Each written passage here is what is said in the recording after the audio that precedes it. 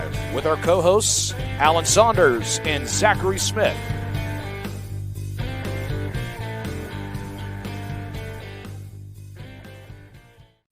I am Alan Saunders. That is not Zachary Smith. That's Derrick Bell. Zach is off today. The Steelers are not off today. It's a Monday. We're on Monday Night Football. I'm live at Acrisure Stadium.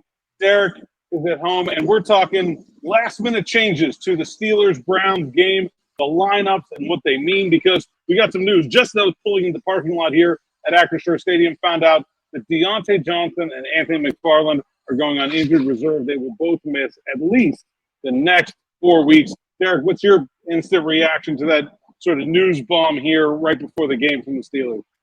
Right. So, I mean, we knew that Diontae Johnson and Anthony McFarland were probably not going to be able to give it a go tonight, right? Like Mike Tomlin let us know that earlier in the week. But I think the big thing was, we were kind of hoping that, Diontae would at least be able to kind of avoid that injured reserve stint, which is going to put him out 4 weeks. But, with McFarland and Johnson both missing the game, it's going to open up kind of some doors for some other guys to get some more playing time, some expanded roles, particularly to some young players. And that's at least exciting, for those opportunities for those guys. Yeah, let's start with Diontae, because I think that's obviously the bigger story here. Was looking like he was going to maybe avoid this injured reserve trip when Cam Hayward went on and he didn't. It seemed like, maybe there was a chance. And very strange that they didn't add anyone to the roster to replace him. They had already added Des Patrick earlier in the week, but they'll go into the game with 2 empty spots on the 53-man roster from these two. Qadree Ollison for the game day elevation from the practice squad to replace McFarland. But so it's not going to be someone from outside the roster, at least for this week, that we're talking about replacing Diontae Johnson. It's going to be the guys on the team. Obviously, Calvin Austin feels like the player who will step into that role and play a lot of those reps. But it feels to me like it's going to need to be a little bit of everyone and maybe some mix and match in order to replace the kind of production that Diontae Johnson has in this offense. Yeah, I mean, especially Diontae's role within the offense, like you mentioned, just being that man beater, the guy who's, that pure X receiver, oftentimes on the backside of formations, the things that they ask him to do, run the full route tree, beat press coverage. It opens up a lot for other players, but, it does open up opportunities as well. You mentioned Calvin Austin. We would anticipate / hope that it's also going to open up, hopefully, an expanded role for George Pickens, maybe a little more diverse route tree from him. I'm interested to see how they're going to kind of supplement, the loss of Johnson, because it is a big deal. You look at a guy that, pretty much warrants 125 plus targets on a yearly basis. That's a pretty significant void that they're going to have to fill. And I do think that it's going to have to be by committee. As excited as, we are kind of about the talents of Calvin Austin, George Pickens, this isn't going to be a one-man job. It's going to be between those two and then even Allen Robinson as well. And I'll throw in another name there, especially in a game like this where you're going up against a top edge rusher and Myles Garrett. I think 2 tight ends is a very realistic possibility as a way they get away from this as well. And that would mean using Darnell Washington as that sort of inline chipper and kind of freeing up Pat Freiermuth to do some different things in terms of being more of just a receiver. Yeah, I mean, Nick Faribault and I talked about this a little bit, just trying to find some of the weaknesses potentially in this Cleveland defense, which was absolutely outstanding last week against the Bengals. But, the Bengals really struggled, even though the receivers struggled to get separation on some of these Cleveland corners. They've got a talented trio, which Mike Tomlin really complimented in his press conference this week. So you might need to see, an expanded role for Pat Freiermuth as well, get him matched up on some of their linebackers, maybe some of their safeties. This is going to be a huge test for the Steelers. They're kind of coming off a really rough week offensively, and defensively, really. But like I said, this Browns defense, man, they were lights out against the Bengals on Sunday, and that's gonna mean for a pretty serious challenge. Yeah, how do you feel like the loss of Johnson really impacts this offense in a week where Kenny Pickett is trying to get right? So much of what George Pickens does is explosive and down the field, but it's also kind of low percentage sometimes. I feel like Johnson is the one guy that if I was building a game plan for like a Kenny Pickett get right game, it would be like, oh, well, throw to the guy who's always open. How could not having that affect Kenny Pickett's ability to find a rhythm here in the early part of the season? Yeah, I think sometimes, we talk about Diontae's separation ability and what that means for a quarterback. And I just think it's a little bit of a quote unquote easy button for a quarterback. If you know a guy that is going to consistently separate against press coverage, no matter pretty much who's out there on the boundary against him, that's comforting for a quarterback. And, a lot of fans, I feel like, ask that question on social media all the time. Well, why does Diontae get 130, 140 targets a year? Well, quarterbacks like throwing to guys that are wide open. I mean, that's typically how those things go. Like if you're a guy that consistently separates and gets, wide open throwing lanes for the quarterback, they're going to look your way. And a lot of the Steelers concepts, like I mentioned too, oftentimes have Diontae as the first read in the progression. So that's going to make for some serious adjustments to their game plan. But I am excited about, potentially getting to see a bigger role for Pickens, for Calvin Austin. I think that the Steelers, with those two youngsters from last year's draft class, they're still in the process of finding out information on what those guys can potentially be for the long term. And, I don't think you can ask for a better test than, like you mentioned, a get right game for Kenny Pickett against a really talented secondary, Denzel Ward, Greg Newsome, Martin Emerson, those guys. This is going to be an outstanding test and a good barometer to see kind of what type of progress those guys have made from year one to year two. Yeah, safety one, Thornhill, the one guy not healthy on that unit, the free safety. He may or may not play. He's questionable in this one. Other than that, the Browns are pretty healthy. Let's I do want to get to more on the other side of the ball, but let's quickly go to running back and kick returner, where I thought Anthony McFarland was one of the few just sort of unqualified bright spots from that first game. What are the Steelers' answers there? Yeah, McFarland made my winners list. I mean, it was hard to find winners in that game on Sunday, right? But yeah, McFarland averaged, I think, over 30 yards per kick return last week. He was outstanding. We've mentioned all summer, he's had a pretty strong offseason. It's really a bummer that he's kind of down with an injury right now.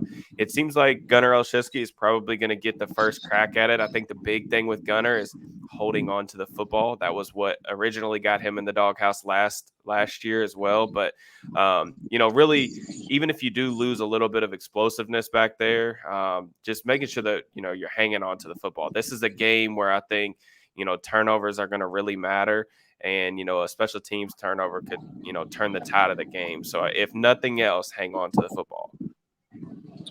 Yeah, and then, offensively, obviously, McFarland didn't have a huge role, but he was a key kind of piece of the depth there behind Najee Harris and Jalen Warren. Qadree Ollison up from the practice squad, completely different player. He's more of like a Najee Harris backup than McFarland, who was a straight change of pace. But we did see the usefulness of that in that San Francisco game where he makes two catches, one of which on a fourth down coming out of the backfield. I think they lose something in terms of their running back receiving. Might be a little bit more on Najee Harris and Jalen Warren's shoulders here as well.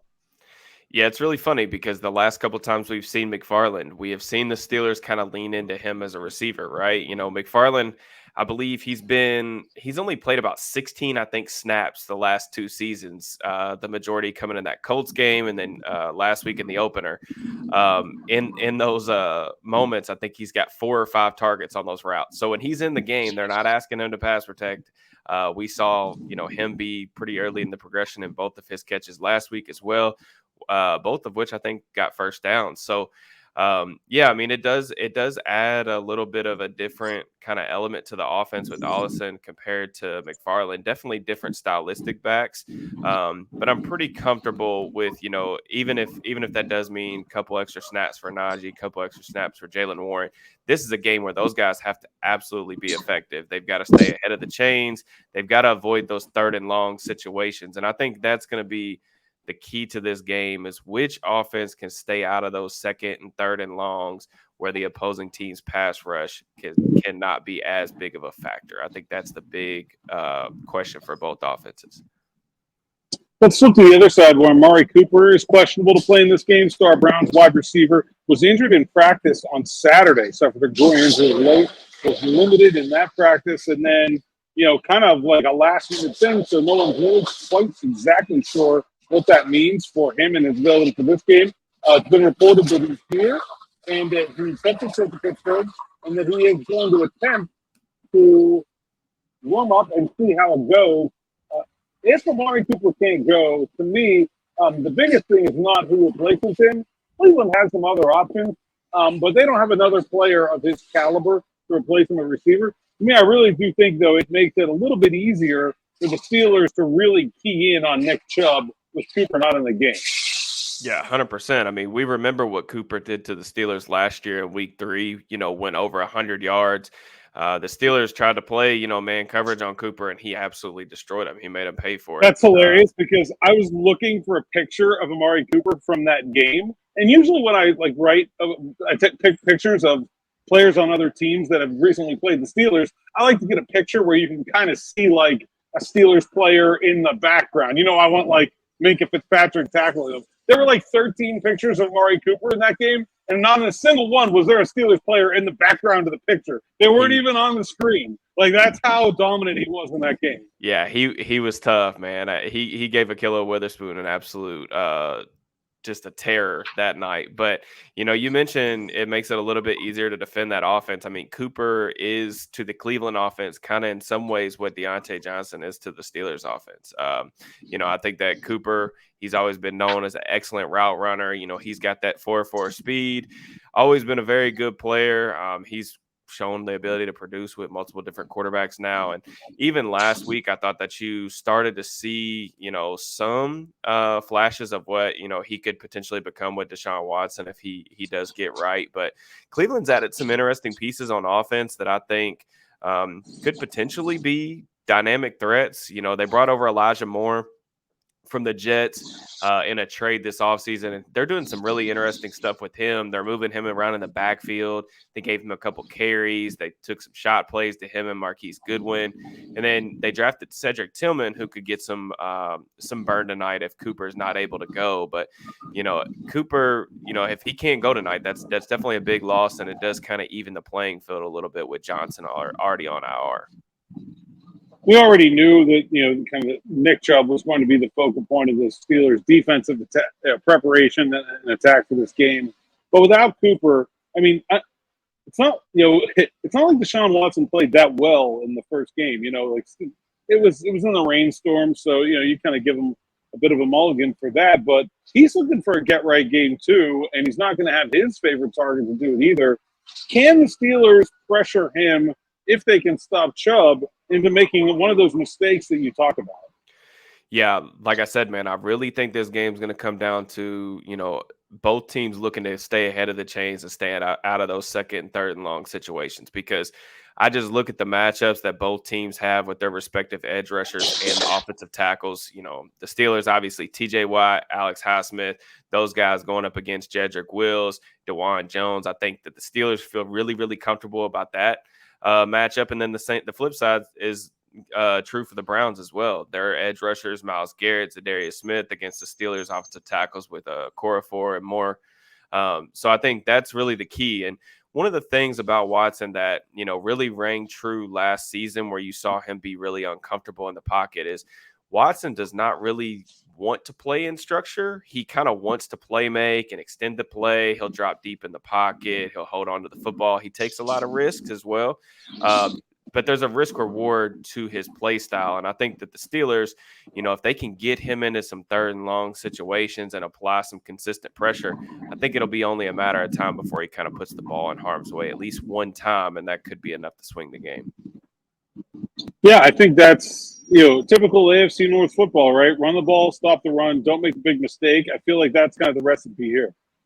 Yeah, absolutely. I mean, and Chubb, man, he just presents such a difficult challenge because, Cleveland does so much cool stuff in the run game. They're really gap heavy, but, Chubb's one of the backs, I feel like, in the league that, not only is he probably the best pure runner in the league, aside from maybe Christian McCaffrey, Chubb is equally effective, like running between the tackles as he is outside. I mean, he has fantastic vision, fantastic contact balance. And, he's had some good games against the Steelers. He's had some quiet games. But, Mike Tomlin, the same thing that he said last week about Christian McCaffrey, about Nick Chubb being the number one priority for their defense to shut him down. The Steelers are going to need to be a lot more successful at stopping Chubb than they were at stopping McCaffrey last week in order to have a shot in this game, I think. What is your take on the meaning of this game, man? It is early in the season for words like must win to be thrown around. But when you look at not just this game, but the environment of the rest of the AFC North. If the Steelers lose this game, they're 0-2. They will be in last place and 2 games behind the Cleveland Browns and Baltimore Ravens with a division loss and 2 home losses on their record. That's not where you want to be. Traditionally, you start 0-2, you have about a 10% chance of making the playoffs. Probably will turn out to be a little bit better than that now that there's 7 playoff teams. But that's not a good starting point. And then if you flip that point over, though, if the Steelers find a way to win this game, then they're tied with the Browns and have the tiebreaker over them. They'll have a division win in their pocket, and they're only a game behind first place Baltimore with them coming up on the schedule in a few weeks. It almost feels like this game is the difference between that first week being a hiccup and the start of a disaster. Yeah, week 1 can be real weird, man. Like you look at some of the teams that lost week 1. Kansas City, the Bengals seem to have gotten off to these slow starts in recent seasons as well. Week 1 doesn't define you as a football team, and I'm sure that that's the message that Mike Tomlin's trying to relay to his troops as well. But you mentioned, I mean, this is a big game. Primetime AFC North football. Losing your first 2 at home, I don't know the statistics on what that does for your playoff probability on a normal year, but I can't imagine that it's great. I mean, you lose 2 of those home games, one of those, like you said, being a division opponent. That could be pretty catastrophic, and what you don't want, man. And it is too early to throw around these must-win terms, probably. But man, this is the difference between kind of controlling your own destiny potentially in week 16, week 17 to getting into the playoffs, and kind of getting into a scenario last year where they started off slow and then they needed some help to get in week 17, and they didn't get the help, so they ended up having to sit at home while the other AFC teams, played in the playoffs. So this is definitely a game that the Steelers need to have, and it should be a really tightly contested game. Very interesting contrast, Cleveland coming in off a really big high, looked fantastic in week 1, and the Steelers kind of come in on the opposite side of the spectrum there. Mike Tomlin doesn't lose these games very often. He is 10-2 in weeks following 20-point losses in his career. Obviously, every team and every game and every situation is different, but that's a pretty solid track record to go on if you're looking at the head coach. I'm interested to see how Kenny Pickett responds individually. Whether the Steelers win or lose, I will feel much better about their chances going forward if the quarterback that we saw in training camp and in the preseason and a guy that looked like he was taking a step up from his 2022 season shows up here tonight. Even if the Steelers win like 9-6, but Pickett's awful again, like that may satisfy some of those things we talked about earlier, but I'm not sure that gives me a lot of optimism or fuzzy feelings for the way the rest of the season is going to go. Yeah, 100%. I mean, Pickett is the single most important person on this team for their short-term and long-term goals. And I think that's you can't understate or overstate that enough. Excuse me. So I think, Pickett, one of the things I feel like people that have been around him, covered him or, coached him have always said about him is that he's pretty resilient. He's a guy that's, got, pretty thick skin. He's able to bounce back from his own shortcomings. And, last week was pretty brutal, man. I mean, the tape didn't lie. It was pretty ugly and he didn't play very well. I think he definitely will own that performance. And this is an excellent chance at, getting back kind of on his feet. This is a really talented Browns defense, a defense that's underachieved in recent seasons. But, that week 1 performance shutting down Joe Burrow and those talented receivers was really impressive. So I think, this could be one of those performances that we look back on as maybe even a turning point if he's able to, play really well, especially without the likes of, Diontae Johnson in prime time against the Browns. I think instead of calling this must win, I think a better way to say it is this has the opportunity to be a season-defining game for the Pittsburgh Steelers and for Kenny Pickett. If this game goes well, it can be the start of something big. If it does not, it can certainly be the start of something disastrous. Derrick, I'm going to put you on the spot here. Do you have some kind of prediction, whether you want to give a score, a winner, or just a way you think you see this game playing out tonight between the Steelers and the Browns at Acrisure Stadium? Man, I don't really have – so this is what I said early in the week when I started to kind of comb through the Browns film. I just think if you look at the film and what the teams put on tape last week, everything you look at tells you the Steelers should lose this game tonight.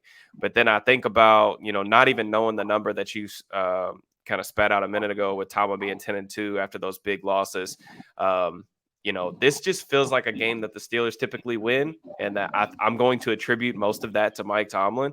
And I just think that his team will come out a lot more prepared, and you'll see a more focused group this week against the Browns. So I think it's going to be an interesting game. I will just continue to reiterate that point of, I think whichever team is able to kind of stay ahead of the chains, whether that's via the running game, the quick passing game, and avoid those third and long situations for the opposing team's edge rushers, I think that will be the team that will ultimately win the game.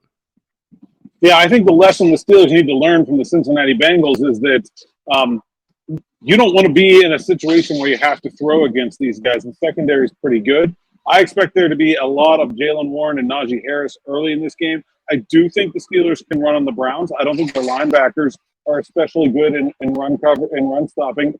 And, that's the best way to neutralize a top edge talent like Myles Garrett is to run right at him. I think Darnell Washington can be an asset in that regard as well. I do think the Steelers can run the ball. I think they'll still struggle to throw it, even if Kenny Pickett is better, just because of how good that Browns secondary was on tape. But I think the Steelers can win a low-scoring game. I like Chris Boswell to be a factor in his home stadium. It's a bit windy here right now, as you can kind of tell. I like the Steelers in a narrow, low-scoring AFC North kind of victory. Let's say 20-17. Okay, that sounds about right. I don't know what the over/under is for this game, but I can't imagine that this one having a ton of fireworks. That's just my opinion. No.